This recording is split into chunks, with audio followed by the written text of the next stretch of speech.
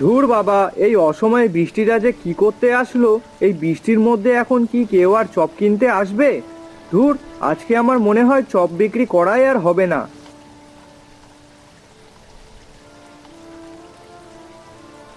আরে দিনেশ, বলছি তাড়াতাড়ি আমাকে দুটো আলুর চপ আর দুটো বেগুনি দে তো।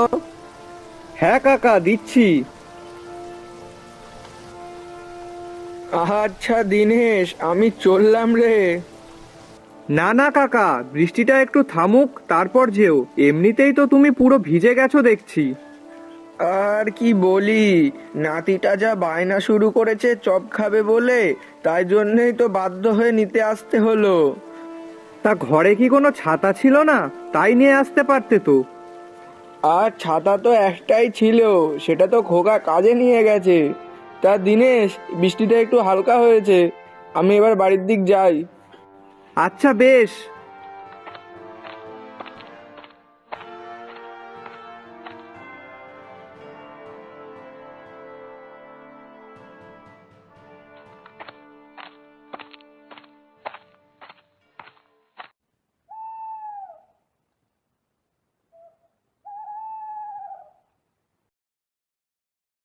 গিন্নি, আর বলো না, বলছি আজকে চিন্তায় ছিলাম, শুধু ভাবছিলাম কি যে চপগুলো আদৌ বিক্রি হবে তো। কিন্তু যাই হোক, ঠাকুর ঠাকুর করে বৃষ্টির মধ্যে তাও বেচা কেনা ভালোই হয়েছে।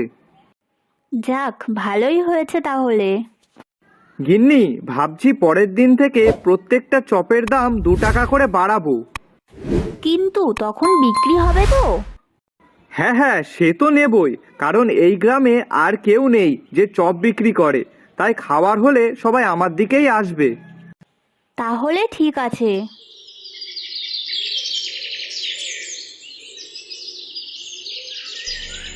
ও দাদা, দুটো আলুর চপ দাও তো, এখানে খাবো। আর 5টা আলুর চপ দেবে বাড়ির জন্যে। হ্যাঁ হ্যাঁ, দিচ্ছি। দাদা, কত হলো? 70 টাকা। কি, 70 টাকা? কেন, আলুর চপের দাম এখন কত? এখন থেকে সব চপের দাম 2 টাকা করে বাড়িয়েছি। কি? কিন্তু কেন? 2 টাকা করে যদি দাম বাড়াও তাহলে তো আমাদের পক্ষে কেনা অসম্ভব হয়ে যাবে। কিছু করার নেই, সবজির দাম তো এমনিই বেড়েছে। আর এখন আমি তো আর লসে বিক্রি করতে পারবো না। আচ্ছা বেশ, নাও ধরো টাকাটা।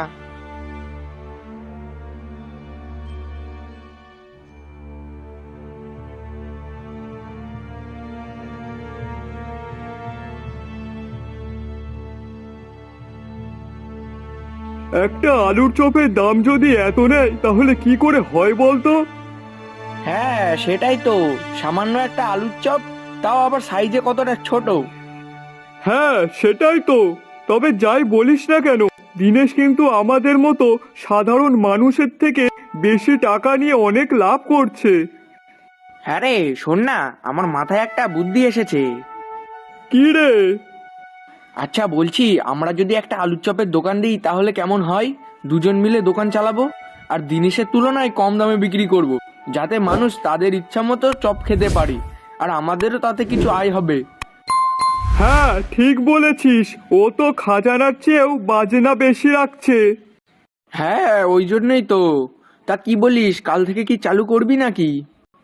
হ্যাঁ, করলেও হয়। আচ্ছা বেশ। আসুন আসুন, ভালো ভালো চপ আছে, চপ। কি খাবেন বলুন, যা চাইবেন তাই পাবেন।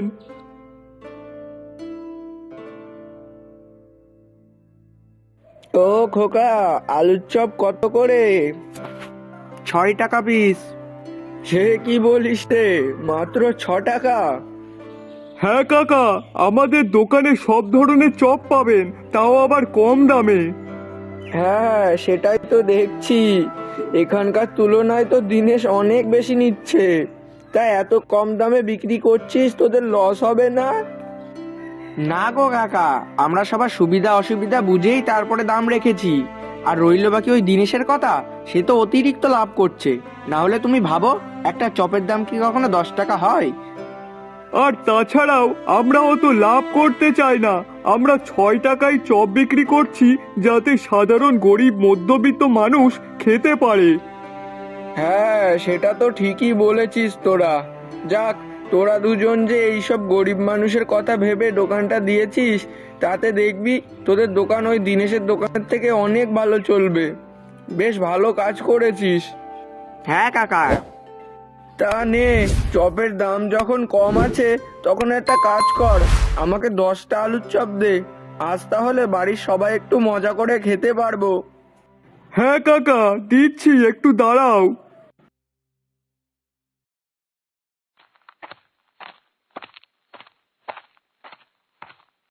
কিরে, তোদের এখানে শুনছি নাকি চপের দাম কম? হ্যাঁ, ঠিকই শুনেছো। তুমি কি চপ নেবে তাই বলো, যা চাইবে তাই পাবে।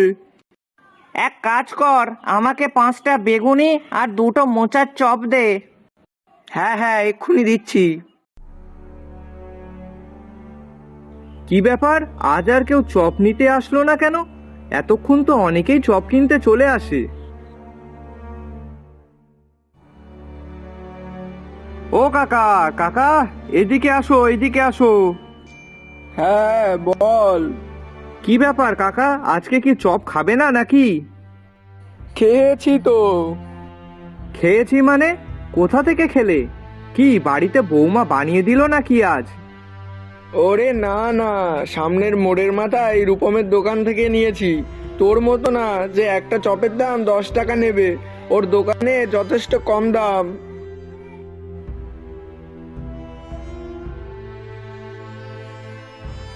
ও আচ্ছা, এই ব্যাপার। ঠিক আছে, আমিও দেখি ওই ছেলে কি করে চপের দোকান চালাতে পারে। আর আমার সব খরিদ্দারগুলো এইভাবে নিয়ে নেবে তা তো আমি হতে দেব না। না, এর একটা ব্যবস্থা করতেই হচ্ছে। জানো গিন্নি, আজকে আমার দোকানে একটাও খরিদ্দার হয়নি। কেন? ওই রূপম বলে একজন নতুন চপের দোকান খুলেছে, সে নাকি কম দামে চপ বিক্রি করছে, তাই লোকজন সবাই সেখানেই খেতে যাচ্ছে। দেখেছো, যে ভয়টা পাচ্ছিলাম সেটাই হলো তো। এই জন্যই বলেছিলাম যে বেশি দাম বাড়াতে না। কিসের ভয়? হ্যাঁ, কিসের ভয়? তুমি দেখো না শুধু ওই চপের ব্যবসা আমি কি করে নষ্ট করি। কি করবে তুমি?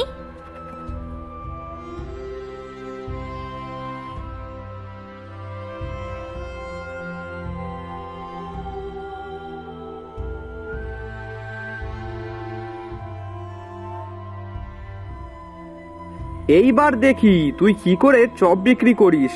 কম দামে চপ বিক্রি করবি? হ্যাঁ, এবার লোকজন সব আমার দোকানেই আসবে। হা হা হা হা।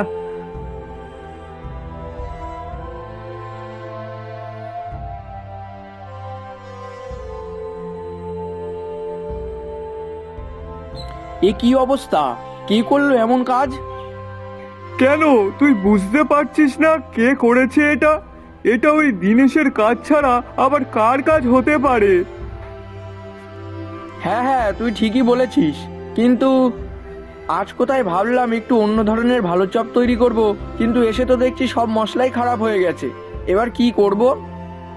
কি আর করা যাবে, এক কাজ কর, যা আছে তাই দিয়েই আজকের দিনটা কোনো মতে চালাতে হবে। হ্যাঁ, সে তো চালাতেই হবে, কিন্তু দিনে যে কাজ করেছে ওর জন্য ওকে শাস্তি পেতেই হবে। কিন্তু তুই প্রমাণ ছাড়া তো কোনো কিছুই করতে পারবি না। আমরা তো শুধু একটা অনুমান করছি যে এই কাজটা ওই করেছে। হ্যাঁ, তাও তো। নে ছাড়, যা হওয়ার তা তো হয়েই গেছে। এখন যেটুকু মশলা আছে তাই দিয়েই আজকের দিনটা চালা, তারপর কি করা যায় দেখছি। ও গিন্নি, তুমি যদি একবার ওদের মুখটা একটু দেখতে তাহলে বুঝতে। তাই নাকি? হ্যাঁ গো, হ্যাঁ। তা বলছি, ওরা এসব বুঝতে পারেনি তো যে কাজটা তুমি করেছো? না না, তা বুঝবে কি করে? ওরা আসার আগেই তো আমি ওখান থেকে বেরিয়ে একটা গাছের আড়ালে চলে গিয়েছিলাম। ও, তাহলে ঠিক আছে। তবে গিন্নি, ওরা তাতেও হাল ছাড়েনি। কিন্তু আমিও তো তেমন মানুষ, যতক্ষণ না ওদের চপের দোকান বন্ধ করাচ্ছি ততক্ষণ আমিও থামবো না। কেন, আবার কি করবে?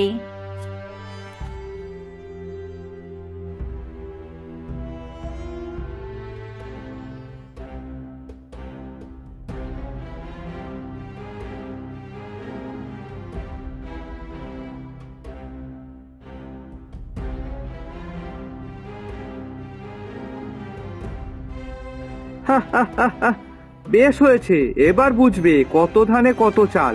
আমার চপের দোকানের বেচা কেনা বন্ধ করে নিজের চপের দোকান দেবে? হ্যাঁ, দেখ এবার কেমন লাগে। আগের বার এসে মশলা নষ্ট করে দিয়ে গেছি, তাতেও তোরা বুঝিসনি।